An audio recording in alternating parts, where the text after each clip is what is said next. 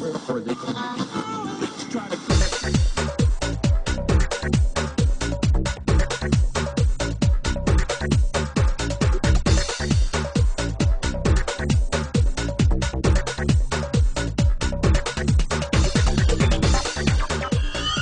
SEO Mouse fans. Welcome to another edition of Whiteboard Friday. This week, David, Mim, and I have worn matching clothing from last week, if you'll remember. And actually, I didn't wash this. It's eco-friendly, right? It is. Yeah. A little smelly, but, you know, it's all right. Them's the breaks. And we're going to be discussing some more things to do with the local search results, specifically talking about how Google uses information from each of these, but more to the point of what you can do, right, to control sort of and get the best results possible from each of these different sources. So last week, if you remember, we talked about Google using their local business center, which is where you submit data, trusted providers like InfoUSA, where sometimes you can submit data, and web crawl information, where they come visit lots of sites and pull sort of structured data, almost Wolfram Alpha style. Right. So let's start up at the top. You feel like this is a good list from most important things. So what are we doing first? Right. So I would say first, you definitely, like I said last week, go to the local business center. Right. Make sure your information there is correct. Mm-hmm. From there, you take it to the trusted providers. The three that I mentioned last week were InfoUSA, Localese. Yes. Both of those have their own online submission area. And then Axiom, which you get to via Universal Business Listing, right? Okay. And that will help you with both consistency across, trusted data providers and some of these additional websites that they syndicate to. So it's very important that all of these listings match up to one another. Exactly. And that you've got a listing in all of them. Exactly. And that will give Google confidence that they've got the right information for your business, and they're going to weight your business, more highly ahead of people who Interesting. So haven't. Would you say that this is actually sort of like an SEO tactic to go and make sure that all of this stuff matches address, phone, business name? It absolutely is. Wow. Correct. That's the easiest. That sounds like really easy SEO. Super easy. I know. People just don't do it. Exactly. Wow. Because they don't necessarily understand, sort of the back end, how the algorithm works. Yeah. And then so, when you get to the web crawl, obviously you don't have too much control over what people are writing about you. Whether it's on a blog or in some industry trade journal or something like that.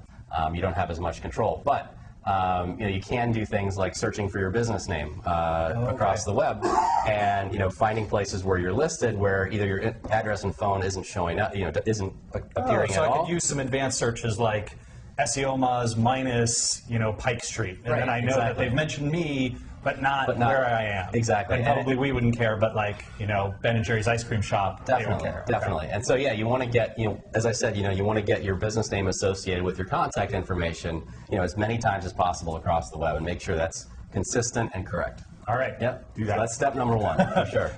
Once I've got these things, right, it's accurate on the web, it's consistent. What's this category stuff? Right. So the category is a bit of a black box in terms of exactly how it comes into play with ranking and where Google is pulling certain local results from. When they're choosing to display local results in universal search, all of that stuff kind of factors into the category idea. But basically, you want to make sure absolutely that your category is correct. You get 5 categories within the Google Local Business Center. Make sure that the top, at least put 1 or 2 in that's a dead-on match for what your business does. So do they go very deep, or is it pretty broad, like restaurants, or? So they'd probably go deeper than that. I think they would probably go like family restaurants or Italian restaurants or things like that. And certainly, if they do have a category for restaurants, it's probably the first one that you would pick. And then drill down and be as specific as you can about exactly what kind of not just at Google. I want to do this at the trusted providers as well. Right, exactly, and places like Localese, like InfoUSA, like YellowPages.com, those kinds of places, they generally allow you to specify what category your business should be in. Gotcha. And this is really important because again, Google is relying on these guys, these trusted data providers. And they might have your information wrong, whether somebody entered a typo back in 1990 when you got in the phone book, or there's some it could be an offline to online translation thing where the category number just doesn't match what the verbal category should be. Any number of reasons. So you want to make sure that your categories are correct on these trusted providers for sure. Now, we've sort of said this is not applicable to the web crawl because you can't really choose your categories. Is it at all helpful though to sort of use those keywords as you're around the web, right? Sure. So that people associate you with the same thing? Sure, and that's, to me that would tie much more into the industry section, which we've sort of broken out on its own down here. Okay. The category information is, very specific information that Google is taking. Data. Yeah, exactly. But you definitely want to be, included on sites that contain keywords related to your industry. So these are location and industry, and just because I was confused by this, but sure. How is location different than address? Sure. So location, Google likes to see your business mentioned on sites that have a high, what they call location prominence score, but basically sites that they can associate as being very specific about a particular geographic area. So for instance, they would know that the Capitol Hill, Seattle Chamber of Commerce is very specific to that particular location, and your business should be on a website that is about your specific neighborhood. And so that's different than just making sure that your address is correct on some of these various data providers. You'd want to make sure that you're on the sites that Google sees as highly relevant to a geographic area. Fascinating. Yep. All right, and so these are, and we've said sort of links, citations, and then reviews as well. Right. So how does reviews tie into that? So reviews are sort of they're sort of their own ranking factor. Definitely, it's more about volume of reviews than it is about rating. Keep in mind, you're probably not going to get very many phone calls if you've got a 1 star out of 5. So don't just go spamming the review engines, but certainly Google likes to see that users are engaging with your business, having some kind of experience.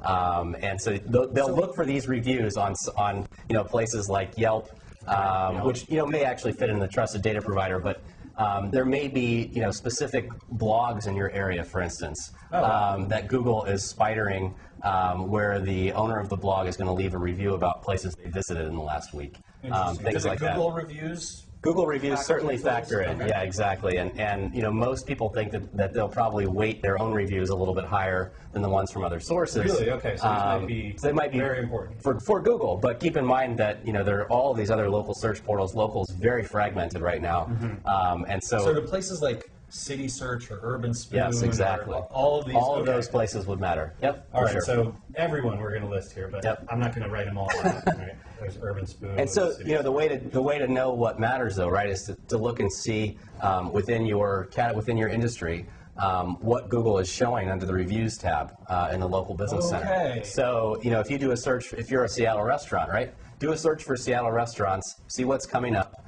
Click for more information on their listing, and they'll show a tab of reviews, and you'll see a whole set of websites they're pulling from. Make sure your business is on there, and that you've got some kind of strategy in place to encourage customers to talk about you on there. Yep. Okay, that makes great sense.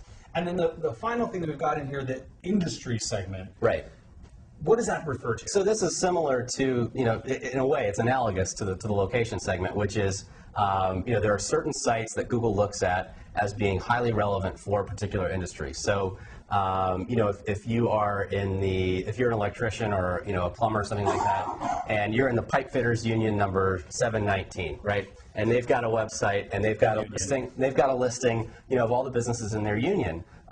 Whether or not they have a link to their websites, if it's just their contact information, Google's going to see that as, okay, yeah, this is this guy definitely is in the plumbing and electrical world, and he's here's his information. This is a trusted site. I can tell it's got everybody else listed on here. This is the place to be. So there are plenty of websites like that. Very cool. And so industries. Hitting this is sort of another bonus. Now, exactly. Let me ask you just sort of honestly.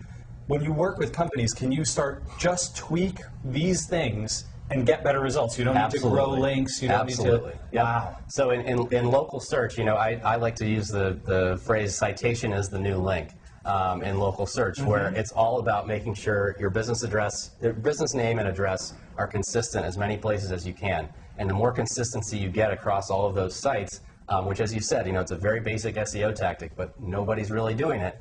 The more places you can get that information consistent, the better you're going to rank.